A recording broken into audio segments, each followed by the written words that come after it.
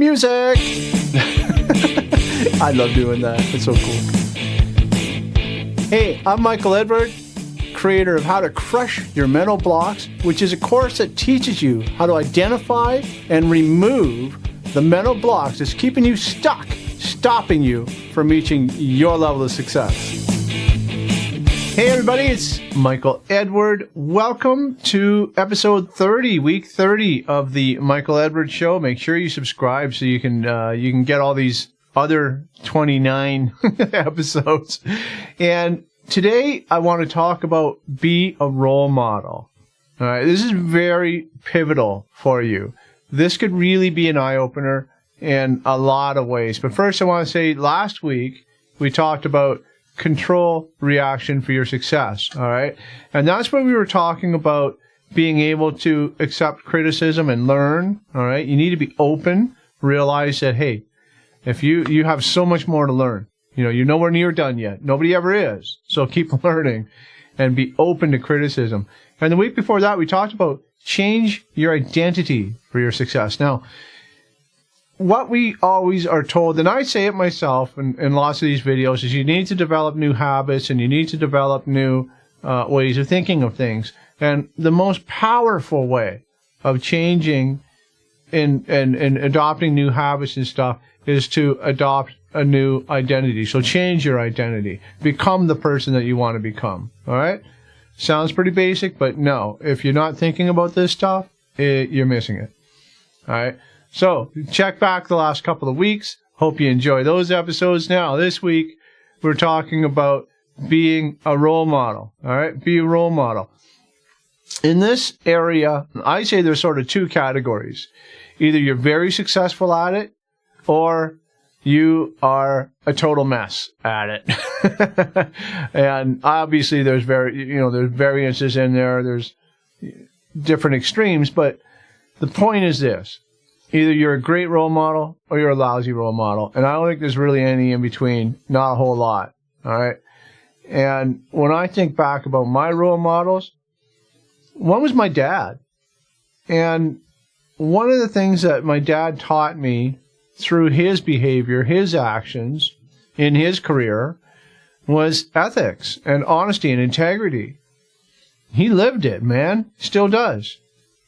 And I could tell you, he was for the most part, when I was growing up, he was a salesman, one form or another. And at one point, he joined up with this company, and they made magazines. So if you had a great fishing trip, you could make a magazine of your fishing trip, right? It'd be on your coffee table. People come over, and they pick it up, and it looks like a magazine that you bought at the store. But it's all your photos and so on. And he was really excited about it because he thought this was just so cool. And he was doing really good at the sales end of it. And then one of his friends decided that he wanted to make a magazine. And he did. And it was lousy. The paper wasn't the same quality. The photographs were not the same quality as they were prior. And my dad, at that point, was asked if he would open his own office, if he would manage the regional office in his area. Okay? Big honor, big promotion for him. And he thought, he was pretty excited about it. And when he saw the quality of this magazine, he phoned them up and he said, hey, a buddy of mine ordered one of the magazines, and I'm looking at it here. It's in my hand, and the paper is not a good quality, and the photos are not a good quality, and what's going on? And they said, oh well, we had to make some cutbacks, and that's as good as it's going to be now. And he said, well, I can't work with that. I can't sell this. I can't have anything to do with this. He said, this does not represent what it is I'm selling. And he quit. He quit on the edge of having his own office, on his, and making a great career move in that area. He quit. And I heard him telling this story. And I was a young guy, teenager at the time. And I'm like, that is so cool, That is just so cool. that he put ethics before profit. And that's just the way my dad is, you know. And I've certainly adopted those traits of honesty in my work, integrity in my work and life. And I try to be as good as I can, right? Just like my dad. And my mom, she also has these same traits of honesty and integrity. I mean, you know, it's in the family. But my mom also had this ability of I call it goofy fun. And her and I would giggle in the mornings. And I don't mean just as a little kid either. I'm talking when I was in college in my early 20s. And I distinctly remember standing, leaning by at the side of the fridge. Mom was making breakfast, and we would have silly talk, you know. And one time we were just talking about how tough we were. Yeah, well, I'm so tough. I grabbed an apple and I bit it without washing it. Woohoo, that's tough. And she said, oh, yeah, well, I'm so brave. I went down the flight of stairs the other day and I jumped off the last step. I'm so brave. You know, it was just goofy stuff.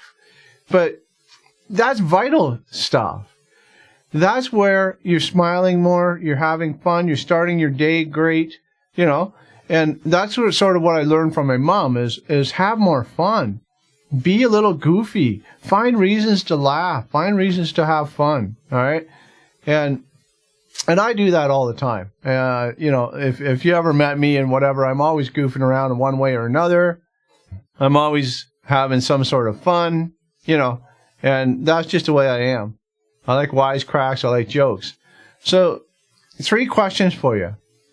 One is, who is your role model? How many do you have? How many role models do you have? Like, who are your role models? Plural. And the second question is what did you learn from them? What traits do you admire in that person? All right. And the third question I have for you is, are you living up to those traits? Are you actually living up to their expectations? If they had expectations of you, are you living up to them? And if you think that you're not a role model, let me tell you something. You really are, because either a positive or negative or indifferent, but you are a role model because people are always watching you. Right? I couldn't believe this. When I worked in the big office, I mean, I'm blind. You know that. And I would be in the office and I would put on my headphones and all I could hear is my computer, right? I could ignore everything else that was going on around me and so on. Obviously, I can't just look over there and you know, see what Jill or Joan or Jake is doing, you know, and frankly, I never really cared that much. As I was talking to people and listening to people, you know, during our breaks or whatever, and they start talking about different people in the office and everything. And I realized, wow, you guys really watch everything. You guys miss nothing. And that's where it started to hit me, is that you're either a good role model or a bad role model. And one of the things that I find, in my opinion, is in a bad role model, is that humans can justify any behavior. We can justify anything that we do. We can do something like steal a, I don't know, $1 thing from a store. And we can justify it by saying, it's a big organization, they're not going to miss the buck. You know, well, to me, that's absolutely, totally, utterly wrong. I can't do it. I won't do it. Never have, never will. So that's my integrity. That comes from my parents, right? You pay for your stuff or you don't get it. That's all there is to it. It's so simple. And, you know, and we can justify even the most heinous of things. But the point is that if you are being a role model, which you are, but if you choose to be a positive role model, you need to inspect yourself. Inspect the way you think about things. What do you think is acceptable or unacceptable? What do you want your child to pick up from you? What don't you want your child to pick up from you? Well, man, you better drop that. If you got something going on that you don't want your kid to pick up on, you got to get rid of it, because kids pick up on everything. and that's just the way it is. So you need to decide what kind of a role model you want to be. And remember that people are always watching, so you always want to be the best that you can be. All right? And now, last thing I want to ask you is, how can you become a better role model? What do you think it takes for you to be a better role model? And remember now, role model is all aspects of your life, right? We're talking your health, we're talking your fitness, we're talking your finances, we're talking your career, we're talking relationships, we're talking the way you, the way you sit and move and present yourself. We're talking cleanliness. We're talking all aspects of your life. All right, and how can you become a better role model? Well, of course, one of the things you want to do is to choose role models that personify what you want to be. All right, what you want to become, and you start to adopt some of their personality traits, some of their physical traits, some of their traits that you admire about them. Okay, and then, of course, you can also role model through books, right? Read autobiographies, biographies, get into their heads a little bit. Get into the good side of what they did and the bad side of what they did. Avoid the bad, obviously, and adopt the good, and so on. All right? You can learn a lot from reading books. Okay? So there are some great ideas for you on becoming, being a better role model or being a role model, and identifying what it takes to be a good role model, understanding that you already are a role model. Now you have to choose what kind of a role model you want to be. So I want you to go out there every day and enjoy. I want you to love as much as you can and succeed.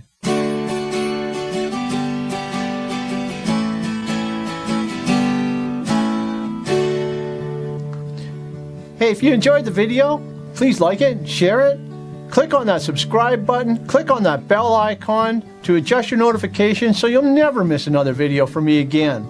In the description, there's links including mepersonaldevelopment.com, where we help you reach your highest level of success.